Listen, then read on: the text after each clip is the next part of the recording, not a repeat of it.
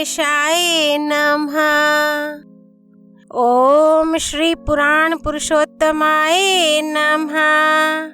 श्री शिव पुराण संहिता 2 रुद्र संहिता भाग 1 सृष्टि खंड अध्याय 16 स्वयंभू मनु और शतरूपा की ऋषियों की तथा दक्ष कन्याओं की संतानों का वर्णन तथा सती और शिव की महत्ता का प्रतिपादन। ब्रह्मा जी कहते हैं, नारद, तदनंतर मैंने शब्द तन मात्रा आदि सूक्ष्म भूतों को स्वयं ही पंचीकृत करके अर्थात उन पांचों का परस्पर सम्मिश्रण करके उनसे स्थूल आकाश, वायु, अग्नि, जल और पृथ्वी की सृष्टि की। पर्वतों, समुद्रों और वृक्षों आदि को उत्पन्न किया। कला से लेकर युग पर्यंत जो काल विभाग हैं उनकी रचना की। मुने उत्पत्ति और विनाश वाले और भी बहुत से पदार्थों का मैंने निर्माण किया, परंतु इससे मुझे संतोष नहीं हुआ। तब सांब शिव का ध्यान करके मैंने साधन परायण पुरुषों की सृष्टि की।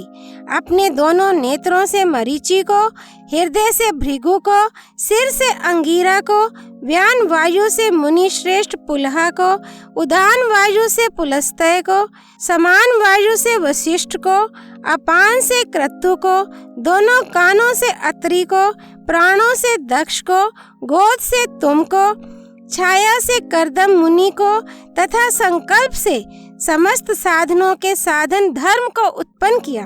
मुनि श्रेष्ठ, इस तरह इन उत्तम साधकों की सृष्टि करके महादेव जी की कृपा से मैंने अपने आप को कृतार्थ माना। तत्पश्चात संकल्प से उत्पन्न हुए धर्म मेरी आज्ञा से मानव रूप धारण करके साधकों की प्रेरणा से साधन में लग गए। इसके बाद मैंने अपने विभिन्न अंगों से देवता, असुर आदि के रूप में असंख्य पुत्रों की सृष्टि करके उन्हें भिन्न भिन्न शरीर प्रदान किए। मुने तदनंतर अंतर्यामी भगवान शंकर की प्रेरणा से अपने शरीर को 2 भागों में विभक्त करके मैं 2 रूप वाला हो गया।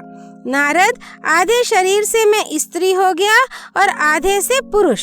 उस पुरुष ने उस स्त्री के गर्भ से सर्व साधन समर्थ उत्तम जोड़े को उत्पन्न किया। उस जोड़े में जो पुरुष था वही स्वयंभू मनु के नाम से प्रसिद्ध हुआ। स्वयंभू मनु उच्च कोटि के साधक हुए तथा जो स्त्री हुई वह शतरूपा कहलाई। वह योगिनी एवं तपस्विनी हुई। मनु ने वैवाहिक विधि से अत्यंत सुंदरी शतरूपा का पाणी ग्रहण किया और उससे वे मैथुन जनित सृष्टि उत्पन्न करने लगे। उन्होंने शतरूपा से प्रियव्रत और उतानपाद नामक 2 पुत्र और 3 कन्याएं उत्पन्न की। कन्याओं के नाम थे आकुति, देवहूति और परसूति। मनु ने आकुति का विवाह प्रजापति रुचि के साथ किया। मजली पुत्री देवहूति कर्दम को ब्याह दी और उतानपाद की सबसे छोटी बहन परसूति प्रजापति दक्ष को दे दी। उनकी संतान परंपराओं से समस्त चराचर जगत व्याप्त है। रुचि से आकुति के गर्भ से यज्ञ और दक्षिणा नामक स्त्री पुरुष का जोड़ा उत्पन्न हुआ। यज्ञ के दक्षिणा से 12 पुत्र हुए। मुने, कर्दम द्वारा देवहूति के गर्भ से बहुत सी पुत्रियां उत्पन्न हुईं। दक्ष के परसूति से 24 कन्याएं हुईं। उनमें से श्रद्धा आदि 13 कन्याओं का विवाह दक्ष ने धर्म के साथ कर दिया। मुनीश्वर, धर्म की उन पत्नियों के नाम सुनो। श्रद्धा, लक्ष्मी, धृति, तुष्टि, पुष्टि, मेधा, क्रिया, बुद्धि, लज्जा, वसु, शांति, सिद्धि और कीर्ति। ये सब 13 हैं। इनसे छोटी जो शेष 11 सुलोचना कन्याएं थीं, उनके नाम इस प्रकार हैं: ख्याति, सती, संभूति, स्मृति, प्रीति, क्षमा, सन्नति, अनसुया, ऊर्जा, स्वाहा तथा स्वधा। भृगु, शिव, मरीचि, अंगिरा मुनि, पुलस्त्य, पुलहा, मुनि श्रेष्ठ क्रतु, अत्रि, वशिष्ठ, अग्नि और पितरों ने कर्मशा इन ख्याति आदि कन्याओं का पाणी ग्रहण किया। भृगु आदि मुनि श्रेष्ठ साधक हैं। इनकी संतानों से चराचर प्राणियों सहित सारी त्रिलोकी भरी हुई है।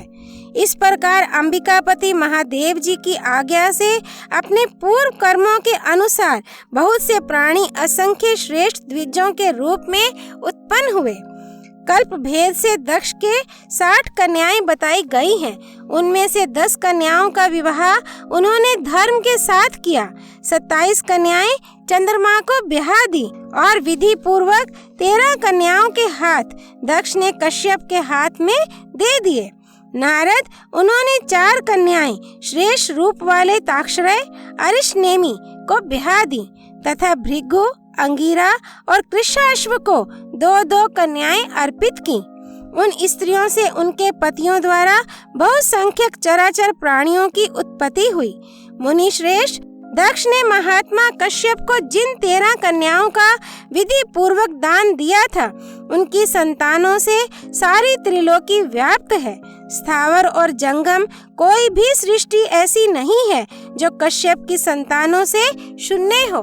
देवता, ऋषि, दैत्य, वृक्ष, पक्षी, पर्वत तथा तृणलता आदि सभी कश्यप पत्नियों से पैदा हुए हैं। इस प्रकार दक्ष कन्याओं की संतानों से सारा चराचर जगत व्याप्त है।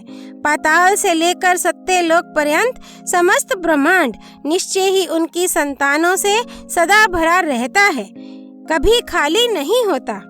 इस तरह भगवान शंकर की आज्ञा से ब्रह्मा जी ने भली भांति सृष्टि की। पूर्व काल में सर्वव्यापी शंभु ने जिन्हें तपस्या के लिए प्रकट किया था तथा रुद्रदेव ने त्रिशूल के अग्रभाग पर रखकर जिनकी सदा रक्षा की है, वे ही सती देवी लोकहित का कार्य संपादित करने के लिए दक्ष से प्रकट हुई थी।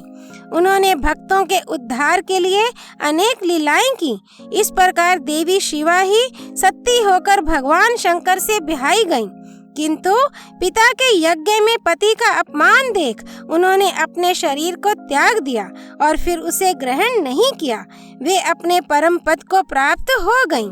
फिर देवताओं की प्रार्थना से वे ही शिवा पार्वती रूप में प्रकट हुईं और बड़ी भारी तपस्या करके पुनः भगवान शिव को उन्होंने प्राप्त कर लिया। मुनीश्वर, इस जगत में उनके अनेक नाम प्रसिद्ध हुए। उनके कालिका, चंडिका, भद्रा, चामुंडा, विजया, जया, जयंती, भद्रकाली, दुर्गा, भगवती, कामाख्या, कामदा, अम्बा, मृडानी और सर्वमंगला आदि अनेक नाम हैं जो भोग और मोक्ष देने वाले हैं।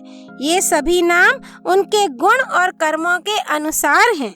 मुनि श्रेष्ठ नारद, इस प्रकार मैंने सृष्टि क्रम का तुमसे वर्णन किया है। ब्रह्मांड का यह सारा भाग भगवान शिव की आज्ञा से मेरे द्वारा रचा गया है। भगवान शिव को परब्रह्म परमात्मा कहा गया है। मैं, विष्णु तथा रुद्र ये 3 देवता गुण भेद से उन्हीं के रूप बतलाए गए हैं। वे मनोरम शिव लोक में शिवा के साथ स्वच्छंद विहार करते हैं। भगवान शिव स्वतंत्र परमात्मा हैं। निर्गुण और सगुण भी वे ही हैं। अध्याय 16 संपूर्ण। सृष्टिकर्ता ब्रह्मा जी की जय। देव ऋषि नारद की जय। सर्वव्यापी शिव शंभु की जय। भक्त वत्सल देवी शिवा की जय। श्री हरि अर्पणमस्तु।